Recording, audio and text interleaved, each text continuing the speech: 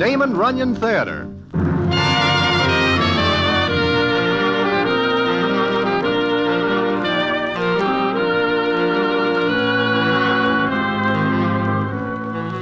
Once again, the Damon Runyon Theater brings you another story by the master storyteller, Damon Runyon. And this one, Lonely Heart. And to tell it to you, here is Broadway. Thanks. I believe that I once tell you a story concerning Nicely Jones, who likes to do nothing better than to eat.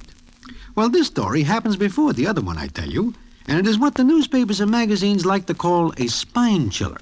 And they are right, because it puts an inch of frost on Nicely's back. And how that happens, I will tell you in a minute.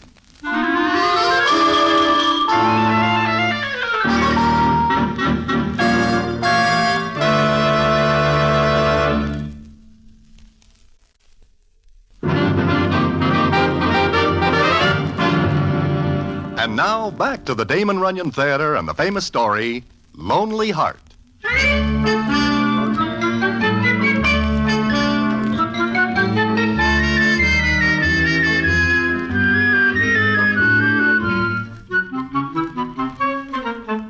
It seems that one spring day I am sitting in Mindy's enjoying a bite of lunch, consisting of chicken and dumplings, hot biscuits, butter, pie, and coffee, when in walks Nicely Jones. He speaks to me. Hello, Broadway. Nicely. Well, how you doing? Oh, nicely. Well, why are you so pale? I just get out of the hospital. You? How come I do not hear of it? I am in a hospital in Brooklyn. Oh, that accounts for the lack of news. But, what is wrong with you? Pneumonia. The doctors there quote me odds of 100 to 1 against me finishing, but here I am. Yeah. You look different, Nicely. How? Well, I do not know. Just different. Like you have got something on your mind. I have. Broadway, what have we got? Take me, for example. One racetrack after another. Hit and miss. Heavy feed one day, a bare bone the next. Why? I never hear you speak like this before. What brings it on? The hospital. You know, there I am, laying in the bed, lonesome. Nobody comes to see me because I have got no family. I have a lot of time for thinking. And you know what I think? Want me to guess? The next day's entries at Belmont. No. I am thinking about a home. A wife. Huh? Nicely, I do not think you are over the pneumonia. Maybe you better go back and lie down some more. No, my mind is made up. I am going to find myself a wife and a home. Where? I will scout around and take a look at the entries. Maybe I will dig up a filly that answers the purpose. I do not see Nicely for a couple of days. Then I am standing at the corner of 50th and Broadway when I see a familiar figure, about 5'5" and weighing about 200. It is nobody else but Nicely. I catch up with him, and what happens is this. Oh, Broadway, I am glad I run into you. Hey, Nicely, you are all dressed up. Broadway, I think I am going to meet my future wife. You do not say. Then you find an entry. Uh-huh. All the dolls I know will not think seriously of getting married to me. I am all right for maybe 10 minutes, even stretch it to a half hour when I'm in the dough, but marriage, no. But you say you find somebody. Where? And who? Well, one day I am rummaging through some old newspapers looking for old racing forms when I come across this. That is not a racing form. No, it is just a paper. But look, read this ad. Widow of middle age, no children, cheerful companion, neat, excellent cook, owner of nice farm in central New Jersey, wishes to meet a home-loving gentleman of not more than 50 who need not have money, but who will appreciate warm, tender companionship. Object matrimony. Address Lonely Heart, this paper. Nicely, you are going to follow this up? Certainly. In fact, it is already followed up. But this is like walking down a subway track. You never know what you run into. Nevertheless, I am now on my way to meet her. I answer the ad, make arrangements, and here I am. Here you are now. But where will you be later? Sitting on a nice farm in central New Jersey, appreciating warm, tender companionship and a pleasant home. And good cooking. Oh, Tell you what, why not come along with me? To Central New Jersey? Certainly not. The lady cannot marry both of us. It would be dishonest. Now, come on and meet her.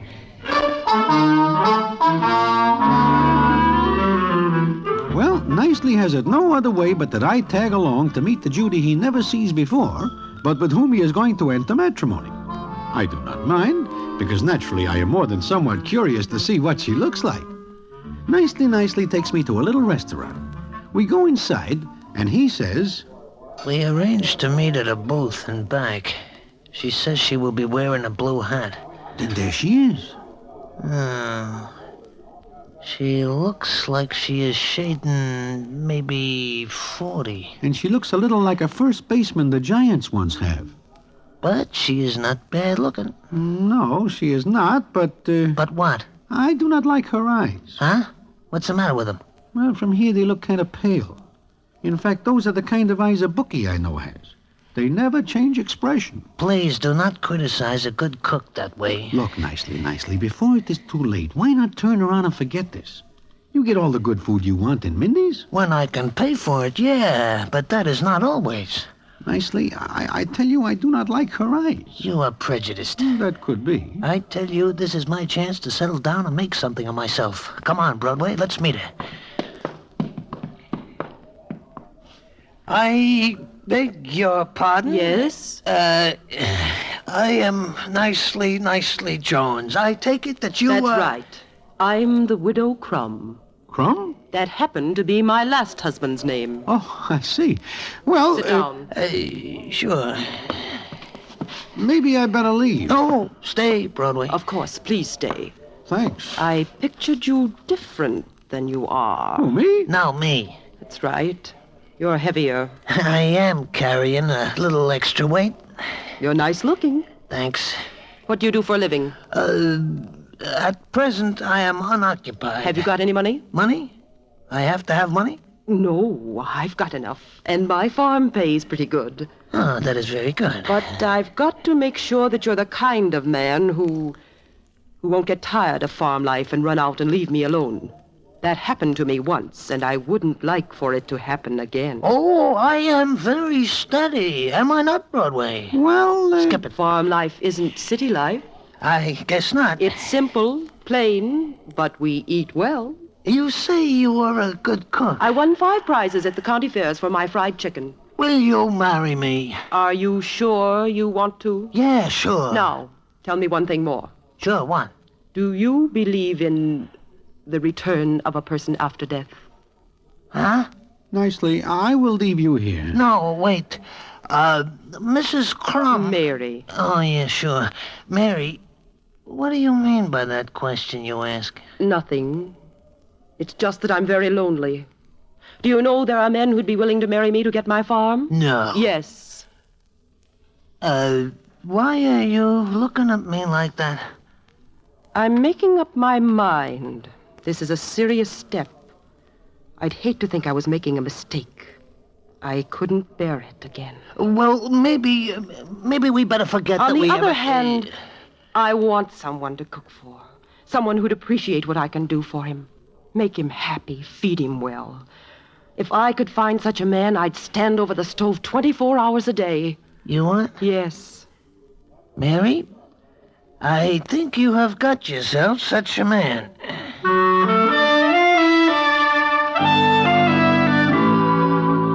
And that is that. Nicely is a sucker where food is concerned, and all he can see is the Widow Crumb's fried chicken. I look at her eyes, and they are still pale, never change expression. I do not like her. But the whole thing is Nicely's business. Then I hear he marries her, and they go to that farm in Central New Jersey. And what happens there, I hear later. And it is like this. Harley? Harley, where are you? Come in, Mrs. Crumb. Come in. Nicely, Harley is my hired man. Oh? Well, so this is a farm. Do you like it? Well, it is certainly out in the open. Call me Mrs. Crumb? Yes, and call me Mrs. Jones. Oh, this him? This is my husband. Nicely, this is Harley. Fat, ain't he? Say, one more crack like that and I'll put a button on top of your head with a bat. Maybe you will, maybe you won't. Take our suitcases in, Harley. Then get back to work. Sure. He ever work a farm, Mrs. Crumb? I mean, Jones? No. Who says anything about work? I've got to see about something. Harley will take care of you nicely.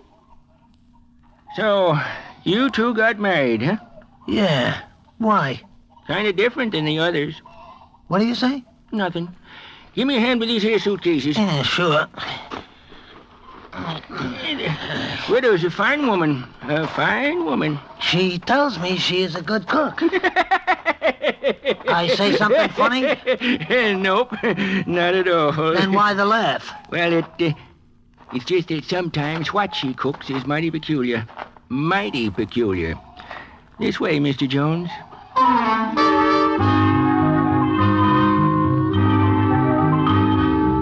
Well, that seems like a funny thing for Harley to say. But Nicely thinks no more about it, because that evening they sit down to eat, Harley, Nicely, and his new wife. Now, from what I hear later, the food is everything Nicely wishes. In fact, he never eats food like it before. But there is one thing that worries him a little. And when Mary is out of the room, he speaks of it to Harley. Holly. Holly. Yeah? You say something? Yeah. I wish to ask you a question. Yeah, go ahead. I noticed that there are only 3 of us that eat here tonight. Yep. I also noticed that there is another place set at the table next to her. That's right. I also observed that Mary fills up that plate like it is something special. Yep. Give me the biscuits, will you? Yeah. I wish to know, what is the idea of that extra plate that nobody uses, but which is filled up with such ever-loving care? Better ask her, if you dare. There? Yep. Well, I guess it is none of my business. Maybe it is just a habit that she does it, huh? It might be. Yep, that's it, a habit. It is a very peculiar one. Some people might think so, others might not. Well, I am just thinking that maybe... Finished eating already, Nicely? Well, as a matter of fact, I am just thinking about another helping of fried chicken. There's plenty of it. Harley, you all finished with the chores? Just about. Better get them finished, then, before it gets dark. Huh? Oh, sure. Like my cooking, Nicely? Mary, in my book, it is 1-2 over anything I ever taste before. I'm glad. I will have some more fried chicken. I'll get some. No, I will just take what is on this plate. Don't here. touch that. Huh? But I said don't touch it. Leave it alone. Okay. I'll take it away. Sure. Don't look like he wants it. Huh? Who? Nothing. Never mind. Mary, it is none of my business. That's right. It ain't none of your business. Uh-huh. I'll get you some more chicken. No, never mind. You said you wanted some? That is a couple of minutes ago. Funny thing, seems that my appetite is not as good now as it is then. So that is the story of Nicely's first day with his new bride at her farm. It makes Nicely a little nervous, but not half as nervous as what comes later, and which I will tell you about in a minute.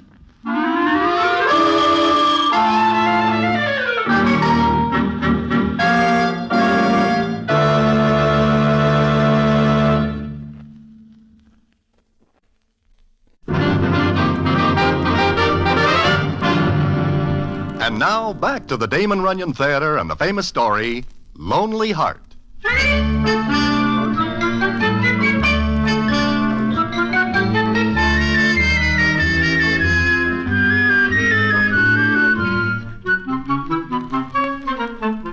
Well, 2 weeks go by, and Nicely forgets about that first evening. But he does not forget that at each meal there is that extra plate which nobody uses. And it is almost always filled with food which Mary throws away later. However, this does not bother Nicely too much, because he never eats food as good as he gets there. Then it is one night after a real good meal, it is dark, and Nicely and Mary sit on the front porch. Nicely rocks back and forth in a rocking chair. Nicely.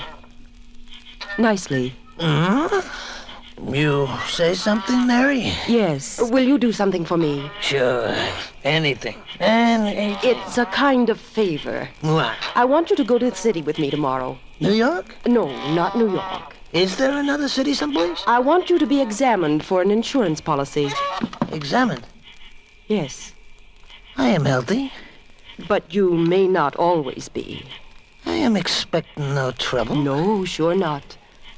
But you can never tell. We're here today and gone tomorrow.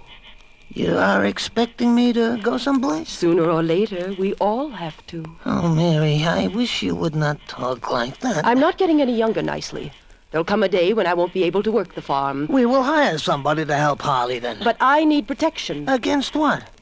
Against the day when I don't have you. I never noticed how dark it is out here. It's nice, though. Quiet, still. Sometimes I think I can almost see him. Him? Who? Nobody.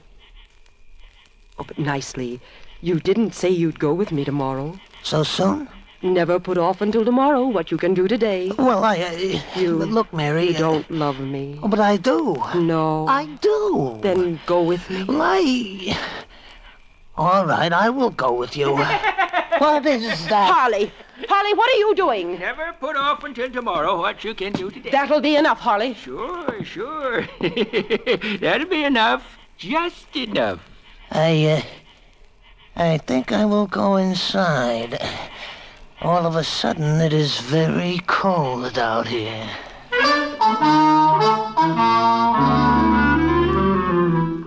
Well, Nicely is insured like Mary was. 3 months go by, and Nicely is thinking what a wonderful life he leads. He does nothing but eat and sleep, and the meals keep getting better all the time, until Nicely is as fat as a goose and can hardly wobble. However, there is still one thing that worries him, and that is the extra plate at all meals. The best of everything goes on that plate, and after the meal, Mary always throws away what is on the plate. Then one day, Nicely takes himself down to where Harley is fixing the fence, and the scene is as follows. Hello, Harley. Huh? Oh, hello. I wish to speak to you for a couple of minutes. Something wrong, Mr. Jones? Oh, no. I merely wish to satisfy my curiosity about something. Sure. Sit down. Yeah, on what? On the ground. It is slightly damp, and I do not wish to endanger my health. That is funny, Harley? Don't mind a little dampness, Mr. Jones. You'll get used to it. Huh? What are you talking about? Nothing. But, what'd you come down here to talk about? I noticed that at every meal there is a fourth place. I wish to know who that is for and why it gets the best of everything. You ain't guessed, huh? Look, Harley, before I tap your noggin for you, answer my question. All right. Only don't tell her I said anything. Why not? She's kind of funny. Never mind that. Who is the fourth plate for? Jake. Jake who? Jake Crumb. Crumb? Yep. I hear you say Jake Crumb? That's right. And, is that not the widow's name before it becomes Jones by reason of my marriage with her? Sure. Jake was her last husband. Died 3 years ago. Died? You mean that fourth place is for him? Yep. Mary loved him pretty much. She was always sorry for what she did to him. She tries to make it up to him. What does she do to him? I ain't real sure, but I think it was poison. What? Damp or not damp, I have got to sit down. Of course, husband number one met with a real funny accident. A big 200-pound keystone fell on his head. Funny, too, because that keystone stayed up for 100 years before he just happened to walk under it. Husband number one? Then Ed Summers, he was number two, died from having a charcoal stove in his room. Coroner said it was awful dangerous. Put some kind of gas in the room. Sooner or later, you have got to stop talking like this. Numbers 3 and 4, I kind of forget, but it was awful sudden. What number am I? Let me see now. I guess, number 6. Yep, you're number 6. Wonder what she'll think of for you. You know all this, but you do not go to the cops? Me? Ain't none of my business. Besides, I like it here. I do not. Not anymore. I'm going to leave. Leave me nicely? Why? Mary. Howdy, Mrs. Jones. You'd better come to the house now nicely. Supper's ready. And tonight there's a real special treat for you. It is out in the middle of no place, and Nicely is caught. All the way back to the house, Nicely looks for a way out. But Mary watches him like a hawk. He knows he cannot run, because he is too fat by now to outrun anybody. But he is thinking fast. Then he sits down to eat, but with practically no appetite. And he notices that Mary whispers something to Harley, who nods and disappears. And Harley does not sit down to eat. Then Mary fills that fourth plate. That is a pretty good meal you're putting there. Yes, it is. But why don't you eat nicely? Me? Oh, I'm going to. I will wait for you to sit down. I've got something to do in the kitchen. You go right ahead. Enjoy yourself. Oh, enjoy myself. All this wonderful food, and I am afraid to eat it. You say something to me nicely? Huh? What? I said, did you talk to me? To you? No, I do not talk to you, Mary. You're not talking to Harley. Oh, no. I am talking to Jake.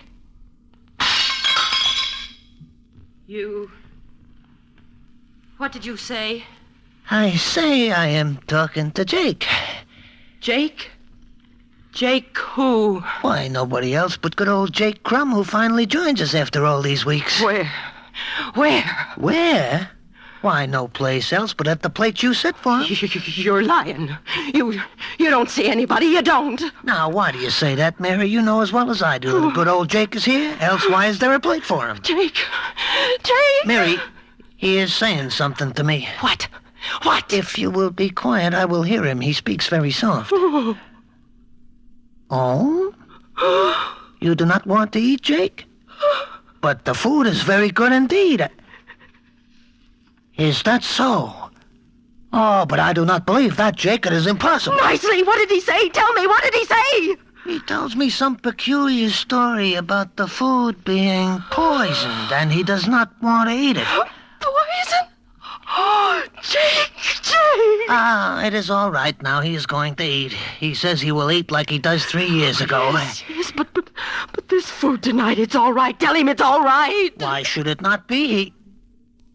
Jake, what is the matter, old man? Why do you look like that?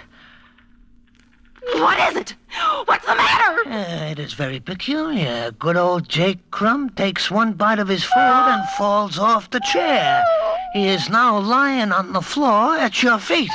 Oh, Jake. Oh, my poor darling Jake, I'm sorry. I'm sorry. I loved you, Jake. I don't know why I did it. I don't. Mary, he is looking up at you and shaking his head. Oh, no.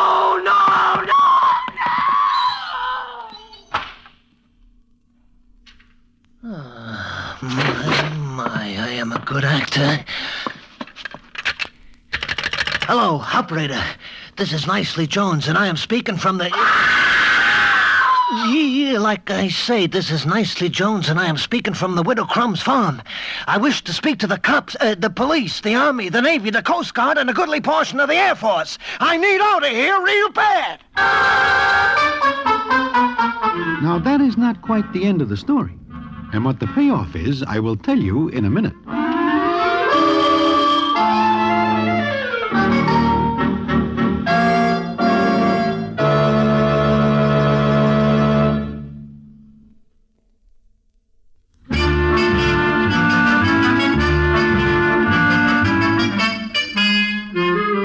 One day I am sitting in Mindy's enjoying some lunch when who comes in and sits down with me but Nicely Jones.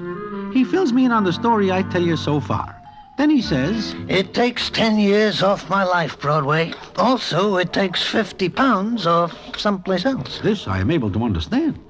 But what becomes of the widow? It seems she runs out that night and runs right into an old open well.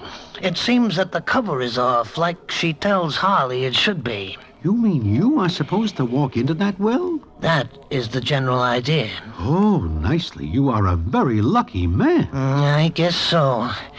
They take poor Harley away. It seems he has some loose boards in the attic and is not responsible. Nicely, you have a terrible experience. Terrible. But I come by $1,200, which I get for the farm because I am the widow's aunt. 1,200 fish, well. And today I bet it all on a horse. Why? Well, it is a hunch I play, like the hunch I play when I pretend I am talking to Jake Crumb's ghost. I do not understand. The horse's name is Apparition. Get it? Oh, sure. Jake's ghost and apparition. It is a good hunch. What happens? Broadway. You cannot expect the same hunch to win 2 times in a row. Apparition loses.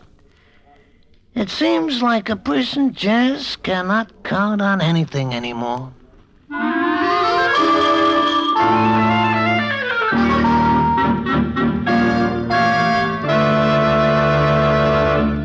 And so ends the famous Damon Runyon story, Lonely Heart. Listen in again next week for the Damon Runyon Theater.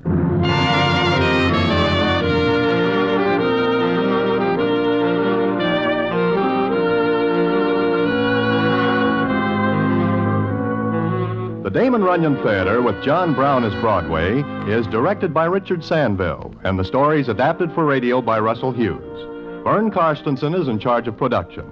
This is a Mayfair production.